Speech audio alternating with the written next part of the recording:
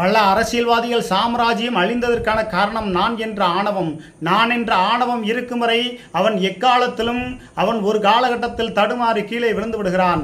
வெற்றி மயக்கம் ஏற ஏற தடுமாறி முட்டாள்தனம் தோன்றி எல்லாமே நாமே என்ற எண்ணம் தடுமாறி காரியம் செய்ய தொடங்கியதும் ஒவ்வொரு தோல்வியாக வந்தடைகிறது. ஆணவக்காரனை கூனி குறுகச் செய்கின்றன.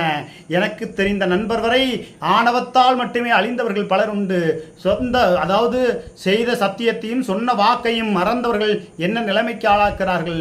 செய்த சத்தியத்தை காப்பாற்ற வேண்டியது ஒவ்வொருவருடைய கடமை. நீங்கள் நேர்மையாக உண்மையாக வாழ வேண்டும் என்று ஆசைப்படுகிறவர்கள் கர்ணன் என்ற திரைப்படத்தை நீங்கள் பாருங்கள். அதே போல நீங்கள் நேர்மையாக வாழ வேண்டும், சத்தியத்தின்பால் இருக்க வேண்டும் என்று நினைக்கக்கூடியவர்கள் பட்டினத்தார் புத்தகத்தை படிங்கள். அதே போல அர்த்தமுள்ள இந்து மதம் 10 பாகத்தை கவிஞர் கண்ணதாசன் எழுதிய புத்தகத்தை படிங்கள். உண்மைக்கும் நேர்மைக்கும் புறம்பாக ஒருபோதும் நாம் நடக்கவே கூடாது. உண்மை